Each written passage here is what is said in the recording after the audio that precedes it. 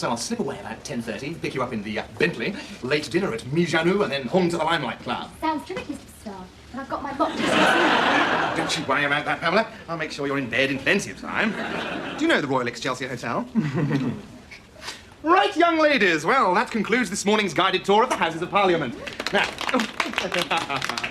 you all have your cash ready for me? Excuse me, sir, but who's this? Search me. Some obscure, forgotten politician, Roy Hattersley. He can't be that obscure if he's got a bust. Well, you've got a bust and no one gives a toss who you are. Joseph Austin Chamberlain. Oh, Chamberlain. Ah, now this is Chamberlain, the Prime Minister who tried to appease Hitler, which is probably marginally easier than getting Neil Kinnock to come to the point. No, that was Neville Chamberlain, silly.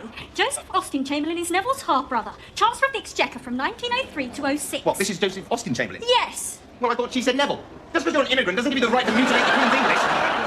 If you can't enunciate properly, stick to Urdu. I was born in High Wycombe, you racist skunk.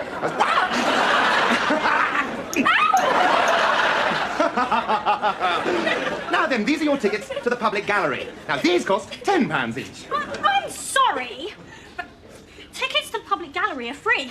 That would be a gross infringement of our civil rights if we had to pay to watch our elected representatives at work. I have had just about enough of you. There's always one ugly, fat, acne-ridden swat with glasses and overactive sebaceous glands who's got to show off to make up for his or her, and in your case I'm deliberately hedging my bets, physical repugnance. What's your name?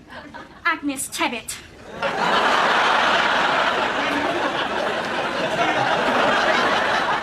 Any relation? Niece.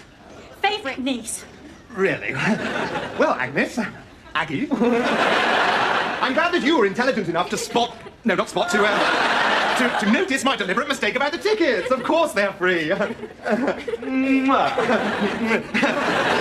don't worry about the acne. Why, I was covered from head to foot when I was 15, and look at me now.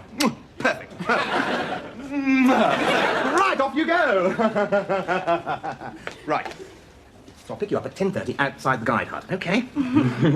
Oh, and bring the woggle. A society where women take their place beside men, not just under them. Sexist pig! Right. Mr. Speaker, isn't it odd that it's always fat ladies with moustaches who call me a sexist pig? Whereas attractive leggy women with big breasts and long golden hair tend to say more Alan Moore. Mr. Speaker, I am not a sexist pig. The honourable, well, what should we call it? Lady, woman, sister, thing. She must have a dirty mind. But then she'd need a dirty mind, wouldn't she? Because looking like Piltdown Man, the only fun she's ever going to have is in her imagination. I will not give way to these German shot-put team. Mr. Speaker, what I was trying to say before I was so ignorantly interrupted by the marginal member for some dreary little suburb... Have you, Mr. Speaker? Really, gentlemen shouldn't kiss and tell. All I was trying to say was that teenage girls are starved of recreational facilities. We have a National Association of Boys' Clubs, but nothing for the young ladies who are so much more vulnerable. They are with you walking the streets. That's a horrible slur on my honourable best friend. He doesn't walk the streets. He drives a Bentley. And that is why I am proud to be the parliamentary consultant for the newly formed Young Ladies Recreational Association.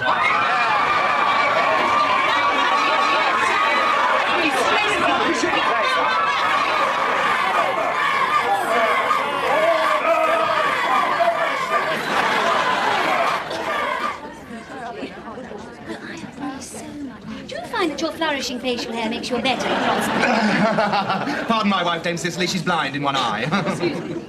Or at least she will be in 10 seconds flat. Sarah, what the hell has got into you? If it's any of your business, darling, a rather butch usher from the public gallery. Lady Wingard, do have some more sherry. It is South African. Yes, give me the tray. You're not here to enjoy yourself. Ah, so you don't have to be a lesbian to be on the committee. You can just be bored. Listen, Sarah, why are you deliberately trying to sabotage my career? Oh, why shouldn't I? You sabotage my career. What career? Shopping. If you want a loyal, helpful, supportive Tory wife, pay off my credit card bill. Well, I would do, darling, but it's a choice between paying your dress bill and personally financing Britain's independent nuclear deterrent. Alan. You know you told me to tell you when it was 10 o'clock? Yes? Well, it's 15:15. Ladies, thank you all for coming to my little reception here this evening.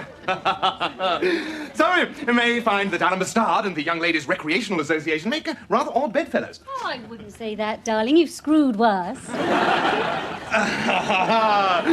We live in a dangerous age. Innocence is all too often exploited and not protected. You know, I often drive through King's Cross or take a stroll through Shepherd's Market and I come across scenes of horrific degradation. But I always do what I can to help. Yes, he does. He often gives them money and sometimes a hotel room for the night. Well now, Peter Woods promised to feature my speech on the television news tonight, so television please, Piers. Right. Stand here. Having the fish removed surgically. Rees-Mogg, the oldest cat in Britain, has died in Hartlepool. Mr. and Mrs. Kirby, Rees-Mogg's owners, said they intend to eat him for Sunday dinner. With Ken Kirby, it'll be the first meat we've had this year. Tonight's main story again. Alan Bastard, rising star of the Tory right and parliamentary consultant to the Young Ladies Recreational Association, is named in tomorrow's Times as, I quote, a degenerate pervert who indulges in creepy sex parties with underage girls. What? And finally, We've two pictures of Bastard actually applying the industrial lubricant. Don't you expect Mr. Bastard to sue? My editor's prepared to back me all the way. After all, a free press in a free society is a bastion of our British way of life. Well, now, let's look into these alleged offences in more graphic detail. No. Ladies, please, don't go! You can't possibly believe all that crap! So, they've got him at last. Alan, Sarah, I'm sure it's all a terrible mistake. Oh, don't be stupid, Piers. He's the biggest pervert outside the government.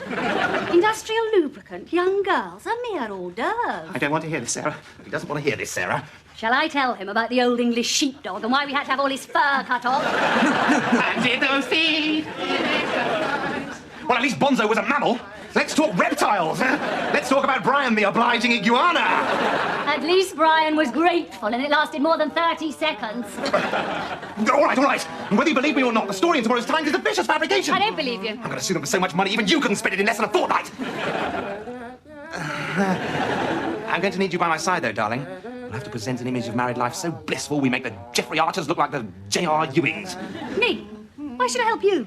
You degenerate little creep. Because you're my wife. Because you love me. Because I'll give you 10% of the damages if we win. 10%, try 50. You're joking. 20. 40. 25.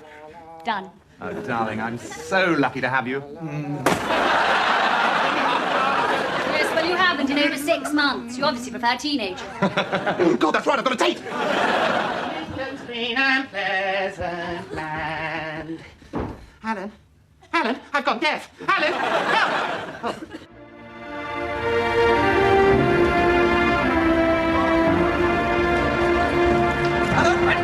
Alan, Mr. Bastard! Mr. Bastard! Over here. Morning. Mr. Bastard! Hello, darling. Mr. Bastard. Alan, get the kid and Bastard. Oh, dear.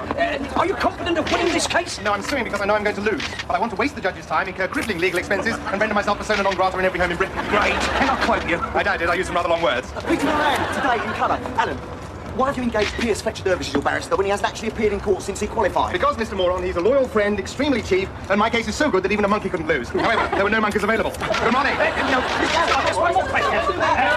I swear by Almighty God that the evidence that I shall give shall be the truth, the whole truth, and nothing but the truth. Amen. Oh, may I keep it with me? It gives me such spiritual confidence. Yes, I'm sure. Now, you are Sarah Bastard of Ingleborough Hall, Halton Price, Yorkshire? I am. And you are married to Alan Bastard, MP? Yes, I have that honour, thank the Lord.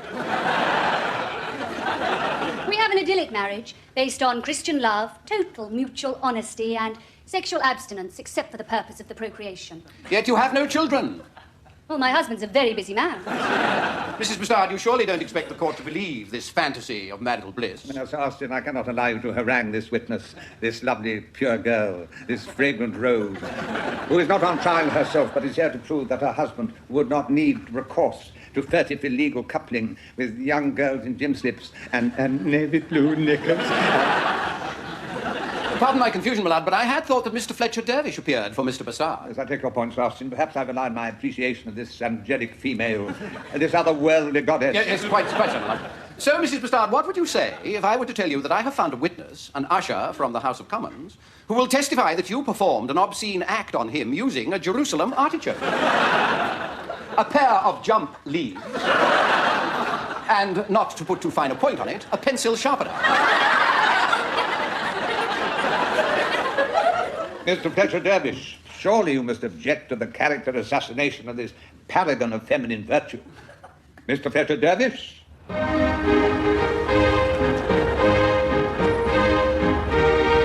Excuse me, officer. Do you know where the law courts are, please?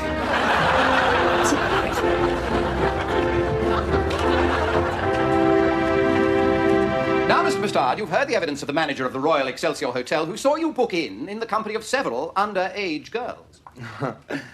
Yes. I'm the Parliamentary advisor to the Young Ladies Recreational Association, and so naturally I wanted to find out what young ladies like to do for fun. And what did they do for fun on the night of May the 14th? They sang Ging Gang Gooly. Ging Gang Gooly. Didn't you ever go camping? If you don't know, it goes ging gang gooly gooly gooly gooly. Watch out. Ging gang goo, ging gang goo, ging gang gooly gooly gooly gooly. Watch out. Silence, big Thank you, my lad. The court is alive to the sound of music. But to return to the more somber melodies that we have to sing down here, and specifically to Tracy Hobson, aged 15, Pamela Green, aged 15 and a half, and Ralph, a crossbred bearded collie. Age unknown. My lad, I draw with distaste the court's attention to exhibits 5 to 37. My lad, these pictures, too disgusting even for the Times' illegitimate sister newspaper to print, were taken with a concealed camera at the Royal Excelsior Hotel, Shepherd's Bush. Well? May I have a look at the photo?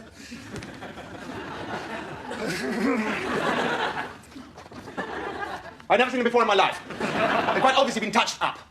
So my clients contend, my lad, were the girls.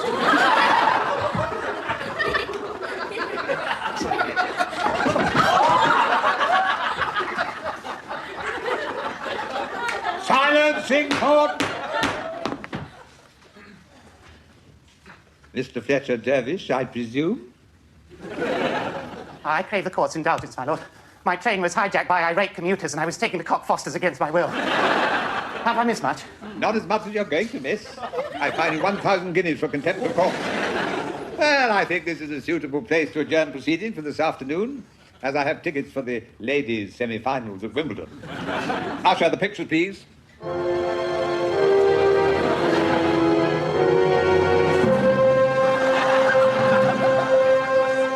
So, there you were, concealed in a wardrobe in room 305 of the Royal Excelsior Hotel with your camera, forced to watch this thoroughly filthy fellow, Alan Bastard, a member of Parliament, in the act of corrupting 8 innocent schoolgirls and a sheepdog of previously unblemished reputation. Yes, sir. Mr. Bastard was completely unaware of your presence. Yes, sir. No, I thought the game was up at one particular point when I became unintentionally aroused. I couldn't help it. I accidentally nudged the wardrobe door open. Quite understandable. I nearly knocked my bench over 3 times this morning. That concludes the case for the defence, my lad. Your turn. Mr. Barrett. Barrett. Yes. Here's Fletcher Dervish. How do you do? Hello, everybody.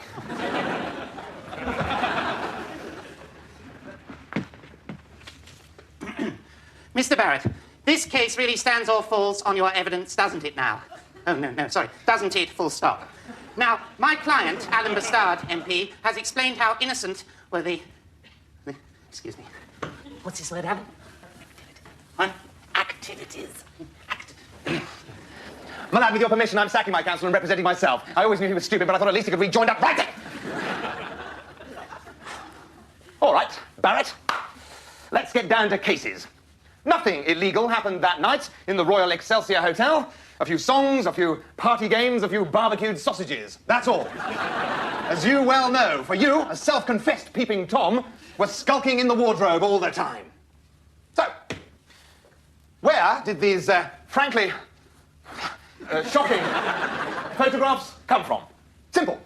You faked them. No, I'm a respectable journalist. Well, that's a contradiction in terms. Ladies and gentlemen of the jury, look at this pathetic, evil, subhuman character. Can you possibly be surprised that he hates me so? I'm richer, infinitely better looking. I drive about in a Bentley, and I have a beautiful wife. Whereas you are a malformed, scrofulous, clapped out, old alcoholic who's only got a job because all the quality journalists resigned when your newspaper moved to Wapping. Well, It's true. It's true! I made the whole thing up and faked the pictures. I hate you. I can't help it. You're so handsome and rich. And I'm so ugly and poor.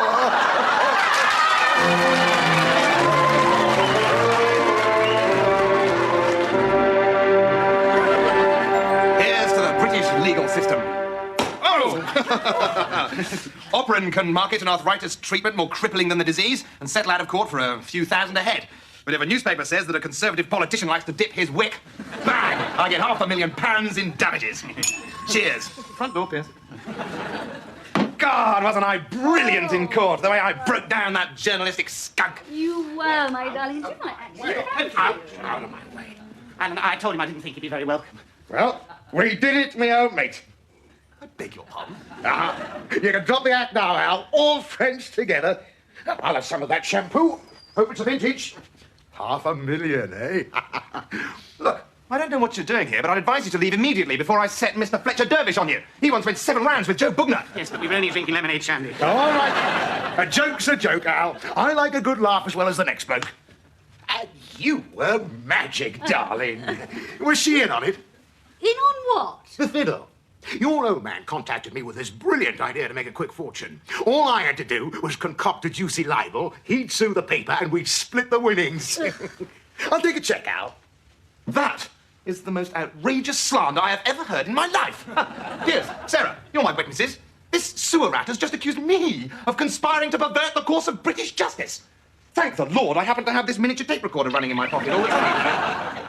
I'll see you in court, Mr. Barrett. You bastard. Bastard, Mr. Barrett. Bastard.